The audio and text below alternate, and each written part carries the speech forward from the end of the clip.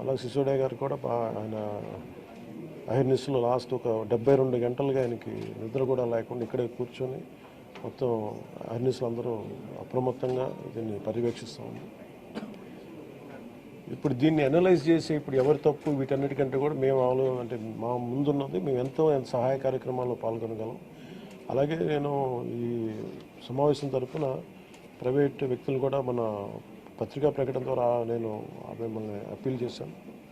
ఈ రోజున మొత్తం రాష్ట్ర హితువు కోరుకున్న ప్రతి ఒక్కరూ 3 పార్టీల వ్యక్తులు మద్దతుదారులు అందరూ కూడా మనందరం ఇలాంటి ప్రకృతి విపత్తులు వచ్చినప్పుడు అందరం కలిసి మనం ముందుకు తీసుకెళ్ళాలి. రాష్ట్ర ప్రభుత్వం నుంచి కొత్తగా ఏర్పడ్డ ప్రభుత్వం ముందుకు తీసుకెళ్తా ఉన్నాం. అలాగే మీ వంతు సహాయం కూడా మీరు చేయమని కోరుకుంటా ఉన్నాను.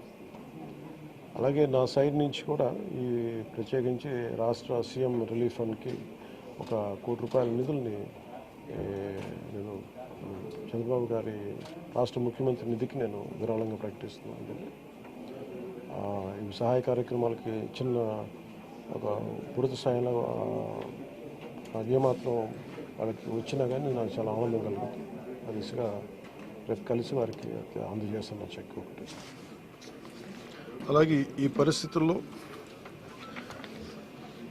ఒక చిన్న అనాలిసిస్ ఏంటంటే రీహాబిలిటేషన్కి షిఫ్ట్ చేయబడ్డవారు 42,000 మంది. నిన్న మెసేజ్ కూడా పెట్టాను. ఆర్బీ రోడ్స్లో కూడా దాదాపు 1,808 కిలోమీటర్లు డ్యామేజ్ అని ఒకటి కరెక్ట్ చేసుకోవాలి, దాన్ని దృష్టి పెడుతున్నాం. అలాగే 188 బోట్స్ యాక్షన్లో ఉన్నాయి, దాదాపు 5 హెలికాప్టర్స్. అలాగే గజేతగాళ్ళు దాదాపు 283 మంది సహాయ కార్యక్రమాలు పాల్గొన్నారు. దాదాపు 3 లక్షల ఫుడ్ ప్యాకెట్స్ సప్లై చేశాం.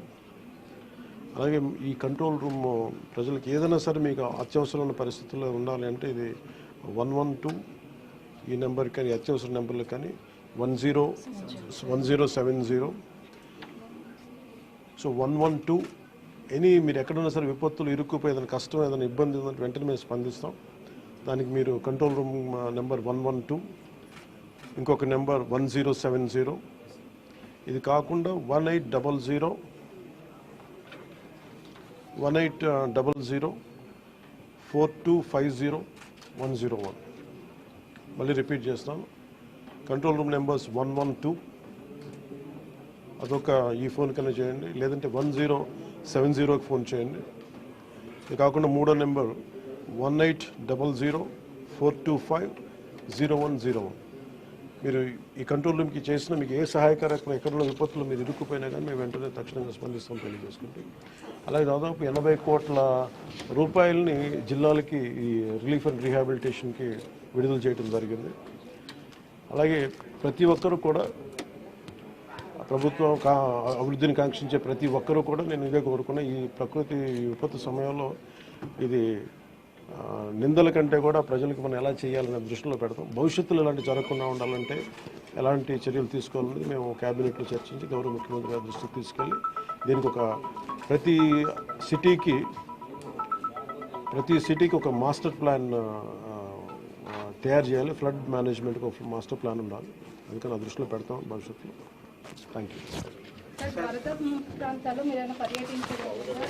అంటే ఇది ముందు రోజే అనుకున్నాను. యాక్చువల్గా ఇది మా దృష్టికి ఏంటంటే ముందు 1వ తారీఖు అనుకున్నప్పుడు అందరూ ఏమన్నారంటే మీరు వస్తే ఇది మాకు ఈ రిలీఫ్ ఆపరేషన్స్కి ఇబ్బంది అయిపోద్ది, మాకు దయచేసి మీరు ఈ రిలీఫ్ ఆపరేషన్ మీరు అడ్డం అయిపోతారని చెప్పేసి వారి సూచన మేరకు నేను ఆగిపోవాల్సి వచ్చింది.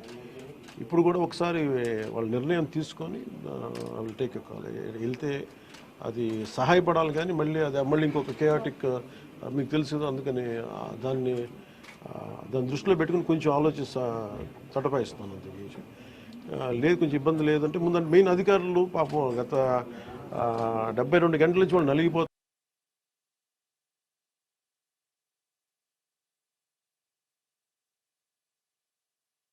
అని చెప్పి నేను దాన్ని దృష్టిలో పెట్టుకుని నేను స్వయంగా పర్యవేక్షిస్తున్నాను. 4 రోజులుగా పవన్ కళ్యాణ్ ఉప ముఖ్యమంత్రి రాలేదు, ఎక్కడ వెళ్ళని చెప్పి విపక్షాలు ఆరోపణ చేస్తున్నారు. బాధితులను పట్టించుకోలేదని చెప్పేసి ఆరోపిస్తున్నారు. ఏం చెప్తారు? ఫిజికల్గా మీకు కనిపించడం పద్ధతి. ఇప్పుడు అంటే వాళ్ళు ఏమనుకుంటారంటే నేను బోట్ వేసుకొని రెస్క్యూ చేయడం కుదరదు కదా, ఆ బాధ్యతలు లేకుండా ఎందుకు ఉంటాం, అది ఏంటంటే అనాలి కాబట్టి అంటమే తప్ప ఎంటైర్ మీరు చూస్తే మా పిఆర్ మెషినరీ, మన పిఆర్ పంచాయతీరాజ్ మెషినరీ మొత్తం ఎంటైర్ వర్క్ చేస్తాం మా సైడ్ నుంచి. అంటే అట్లేం కాదు సార్, ధైర్యం చెప్పని కూడా రాలేదని చెప్పేసి వాళ్ళు ఆరోపణ చేస్తున్నారు కదా, అది నేను అట్లా అనుకోవట్లేదండి. అంటే ఏమైపోతుంది, ధైర్యం చెప్పడానికి వెళ్ళి ఒక్కసారి మీద పడ్డారు అనుకోండి, పరిస్థితులు ఎలా ఉంటాయంటే, ఇప్పుడు నేను మొన్న పింఛా డ్యామ్కి దీనికి వెళ్ళాను, నేను వెళ్ళి సహాయ కార్యక్రమం అంటే నేను ఒక ప్రత్యేకమైన పరిస్థితిలో ఉన్నాను, అది మీరు అర్థం చేసుకోవాలి. ఇప్పుడు నేను వెళ్ళి కూర్చుంటే వెళ్ళిపోదని రెస్క్యూ ఆపరేషన్స్కి ఇబ్బంది కలగకూడదన్నది ఒకటే నన్ను, ఆ సూచన ఒకటి నన్ను ఆపినాను, అంతమించి వేరే ఏం ఆపలేదు. Thank you.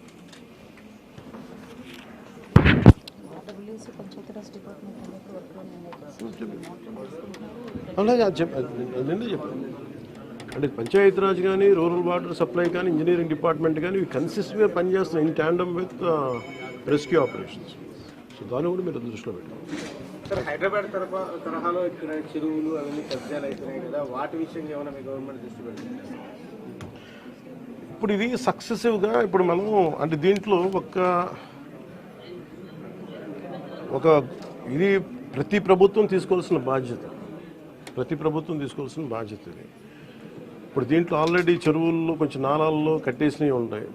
అసలు ముందస్తుగా వ్యవస్థలు కనుక చాలా బలంగా పనిచేస్తుందంటే పర్మిషన్స్ లేకుండా ఎప్పటికప్పుడు అది ఒక విచిత్రమైన పరిస్థితుల్లో అందరం వదిలేస్తాం, నీళ్ళు రావట్లేదని. ఎఫ్టీఎల్ ఇప్పుడు మన హైదరాబాద్లో కూడా చూస్తున్నాం కదా, ఫుల్ ట్యాంక్ లెవెల్లో ఉన్న చోట్ల రావులని చెప్పి లాస్ట్ 20 yearsలో రాలేదని చెప్పి ఇల్లు కట్టేశారు.